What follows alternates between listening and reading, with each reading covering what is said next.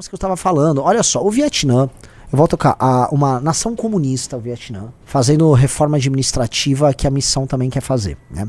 Vietnã planeja reduzir o número de províncias de 63 para 34 e demitir 20% do funcionalismo. Vamos ler aí. O Vietnã planeja reduzir pela metade o número de províncias até setembro, demitir pelo menos 1/5 dos seus servidores públicos até 2030, remover uma camada inteira do governo e eliminar montanhas de regulamentações. Ou seja, o Vietnã está fazendo uma reforma que vai impactar diretamente na competitividade deles. To Lam, secretário-geral do Partido Comunista Vietnamita, e eu acho isso muito legal.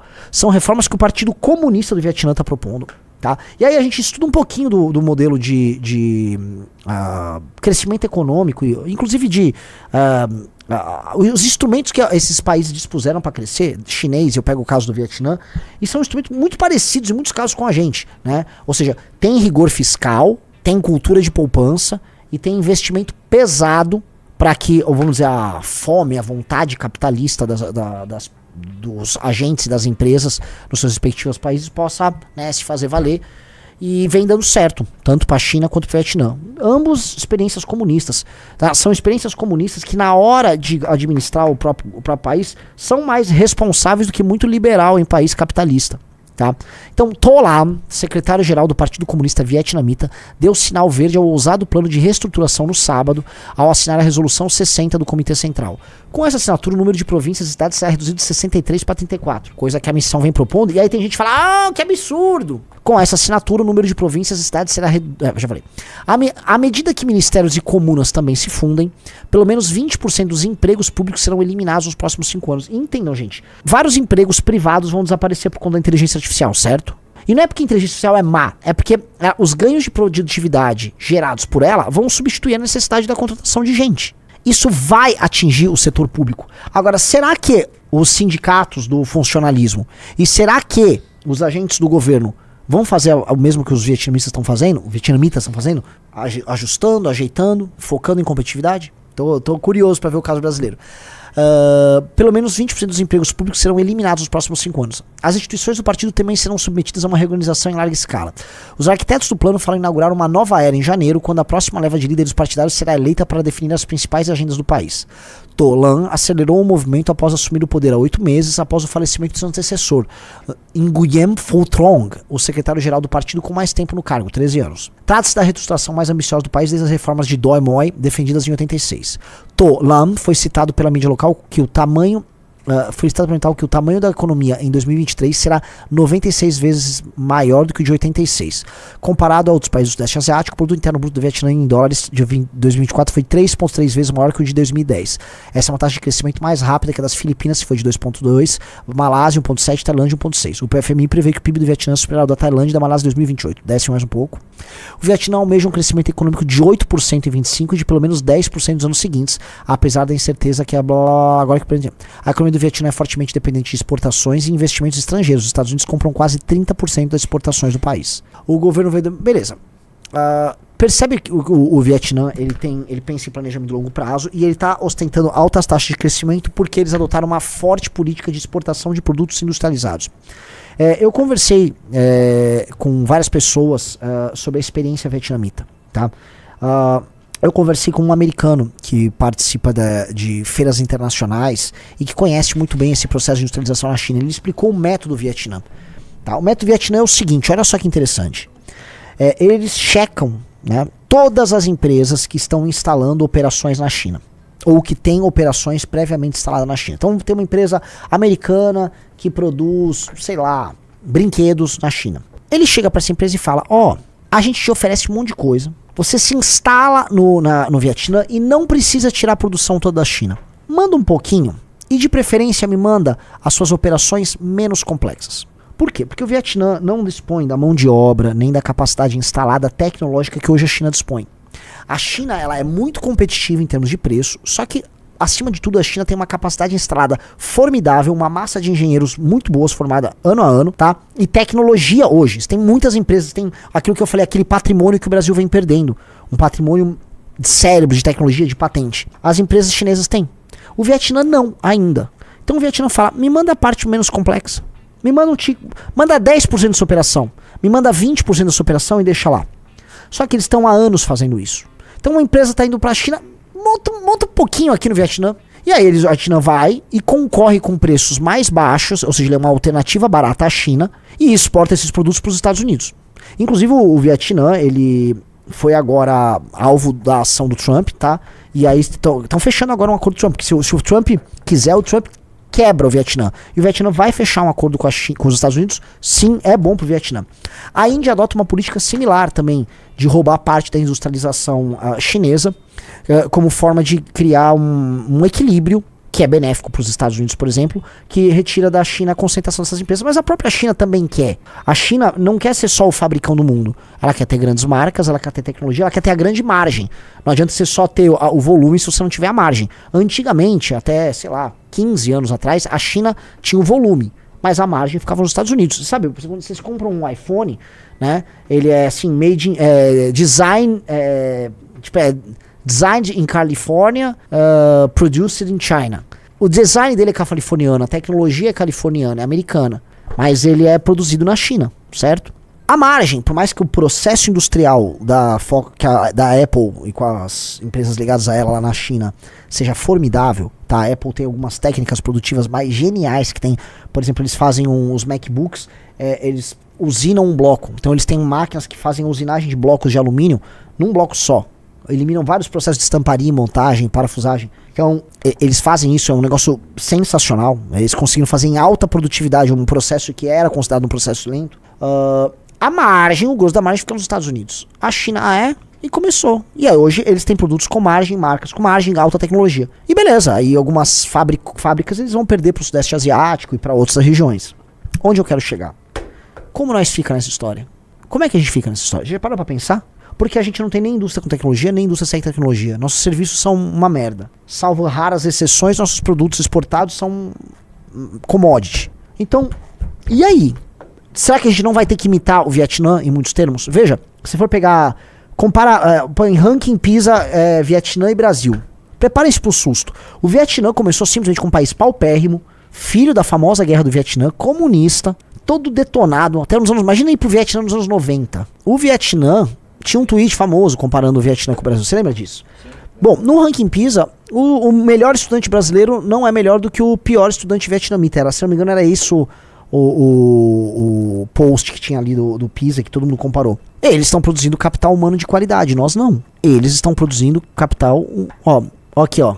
Então, você tem aqui, ó, o Vietnã, acho que, eu não sei... são os scores em matemática, e aí acho que é separado por, sei lá, por níveis ali, né? Cada bolinha é um nível.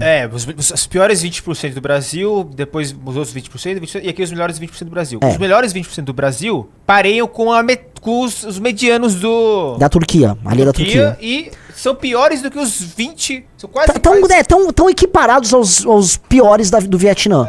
Então, o melhor que o Brasil tem em termos educacionais no teste do PISA, em matemática, é equiparado ao pior que o Vietnã tem a oferecer. Eu sei, alguém vai falar, sempre tem essa turma que vai aparecer aqui, mas gente, eles são asiáticos, e asiáticos, em geral, costumam ter, vamos dizer, uma inteligência hereditária maior. Os asiáticos têm, o leste asiático tem, mas o Vietnã acho que já é sudeste asiático, mas não é só isso. Assim, vamos combinar que, assim, nós não precisávamos ir tão mal. Tem uma razão que não é essa, que é um sistema educacional pobre, tosco, sem sistema de incentivos à qualidade, que faça com que nossos alunos, mesmo os melhores, vão pior.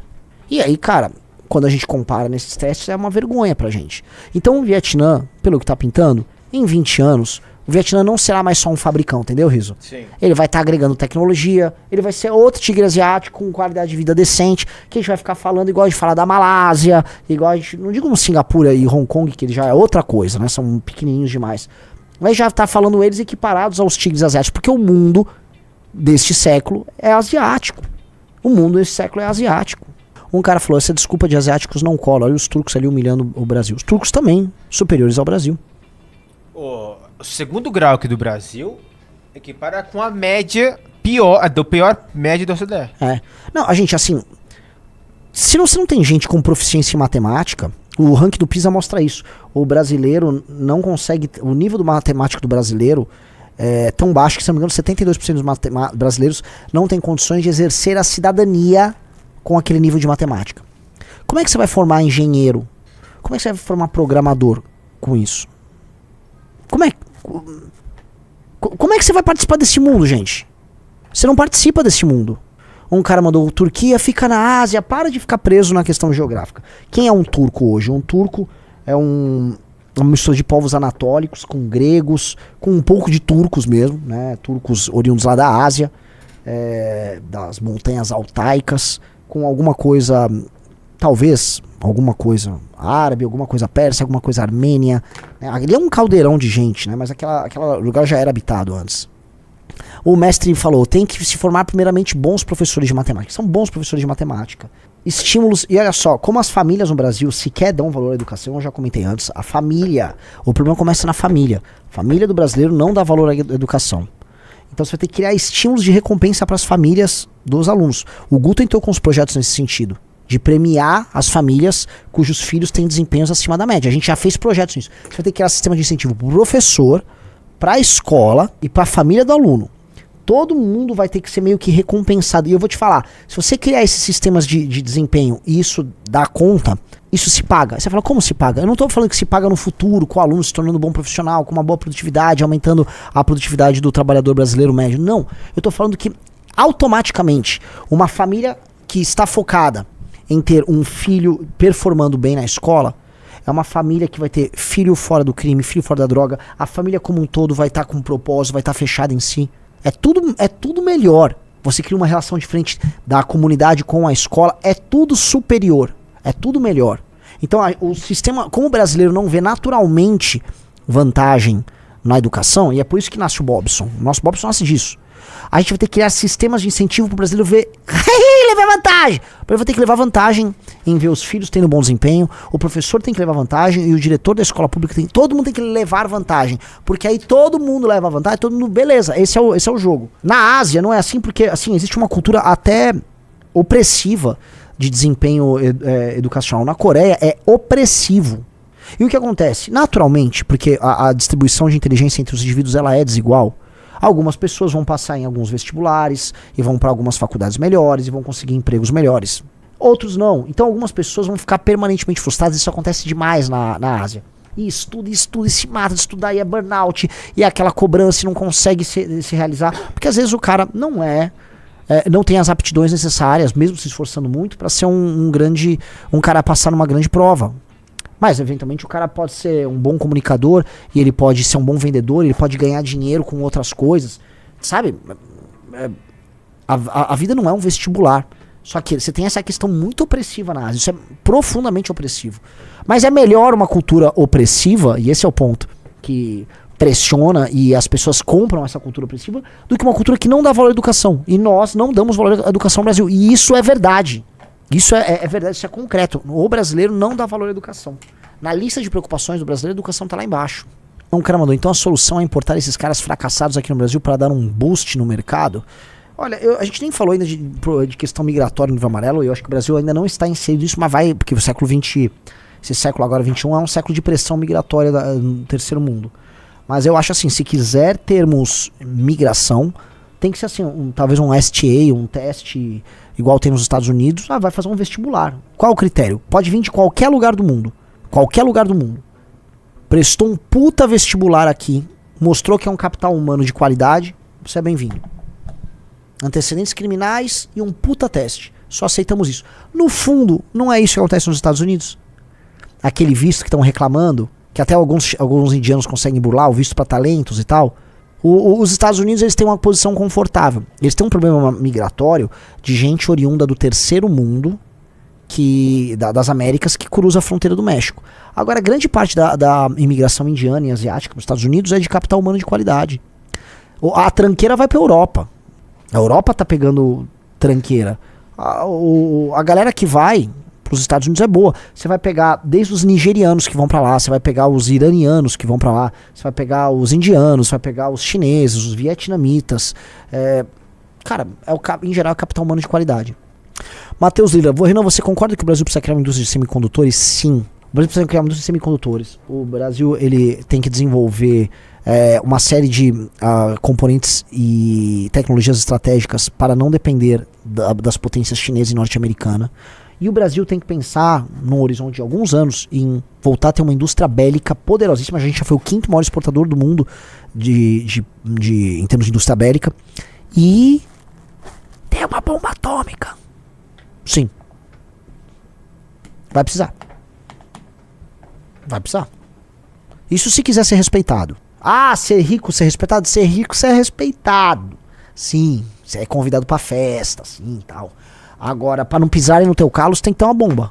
O Guido Matiasi. Discordo, Renan, não precisamos de uma bomba atômica, precisamos de várias. Ah, comparação de renda per capita, né? Galera, olha isso aqui.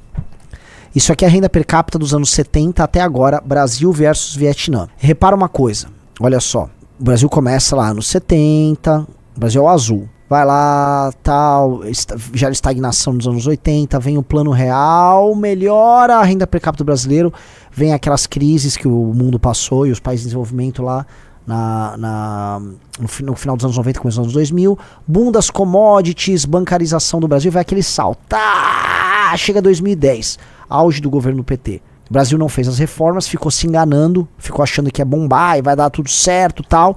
Vamos lembrar que até naquele período o real valia mais, portanto esses números eles acabam sendo inflacionados pela paridade do real com o dólar. E aí, de lá pra cá, você vai pegar, que isso tá em dólar, né? Isso. Em dólar.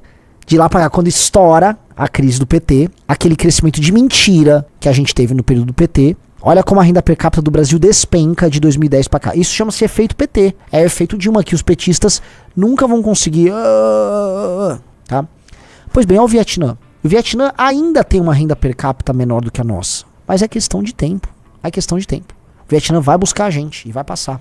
Gostou dessa análise? Assista o Análises Renais de segunda a sexta no canal do MBL Live TV, às 15 horas. Para mais cortes como esse, se inscreva no Pela Missão.